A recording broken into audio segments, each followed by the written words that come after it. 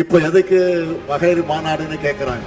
அவங்களுக்கு நான் சொல்லிக்க விரும்புவது, பெண்களின் முன்னேற்றமே நாட்டினுடைய முன்னேற்றம். பெண்களின் வெற்றியே சமூகத்தின் வெற்றி. அடிமைத்தனத்தை பிரேக் பண்ணி பகுத்தறிவு சுடரை கையில ஏந்தி தந்தை பெரியார், பேரறிஞர் அண்ணா, முத்தமிழறிஞர் கலைஞர் கட்டி எழுப்பிய தமிழ்நாடு முன்னேற்ற பாதையில நடைபோடுது. நம்மோட அந்த மாபெரும் லெகசியை பத்தி நம்மளை கேள்வி கேட்கிறவங்க தெரிஞ்சுக்கணும். 1916 நீதி கட்சி தொடங்கினப்போ முதல் கூட்டத்திலேயே ஒரு பெண் கலந்துகிட்டாங்க. அவங்க தான் அலமேலு மங்கை தாயாரம்மாள். அதே போல இன்றைக்கு நாம நூற்றாண்டை கொண்டாடிக்கிட்டு இருக்கக்கூடிய சுயமரியாதை இயக்கத்தை 1925 தந்தை பெரியார் தொடங்கினார்.